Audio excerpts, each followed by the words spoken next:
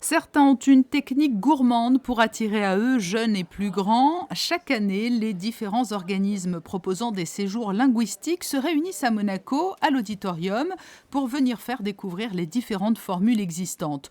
Un rendez-vous précieux pour les familles, à l'heure où se prépare déjà la grande échéance des congés scolaires d'été. Une immersion totale de mon gamin pendant un séjour, dans un milieu vraiment anglais, où on parle anglais. Mais pas du tout dans un schéma de collège, dans un schéma ludique, où il soit confronté avec des profs anglophones et avec des enfants qui, comme lui, vont découvrir la langue et qui vont apprendre non pas l'anglais, mais à parler anglais pour pouvoir communiquer, comme me l'a expliqué monsieur.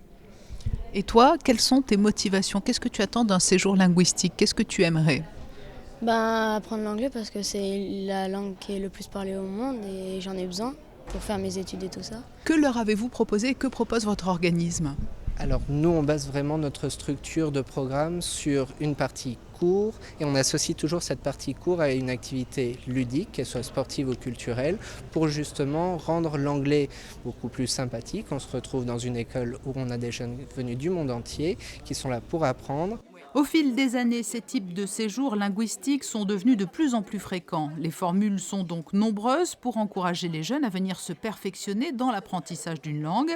Parmi elles, le choix d'envoyer son enfant dans une famille pour une immersion totale, une solution qui a longtemps eu mauvaise presse.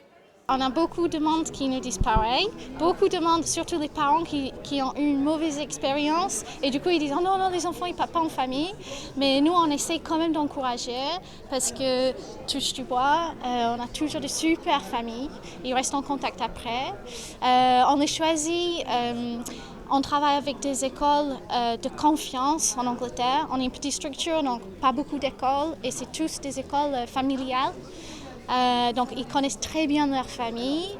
L'anglais et l'Angleterre restent les deux critères les plus demandés pour des séjours linguistiques, mais peu à peu, d'autres destinations deviennent très appréciées. Malte notamment, ou comment apprendre l'anglais au chaud dans une ambiance méditerranéenne. L'espagnol aussi est de plus en plus demandé. Je suis venue chercher un séjour pour mon fils de 16 ans et un peu plus en Espagne, parce qu'il est en première et il faut impérativement qu'il s'améliore en espagnol.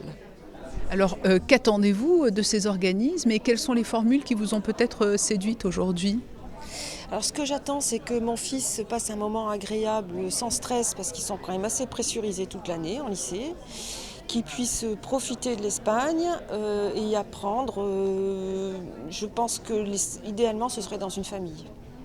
Chaque année, c'est l'association des parents d'élèves de Monaco qui organise ce forum des séjours linguistiques pour faciliter le choix des familles.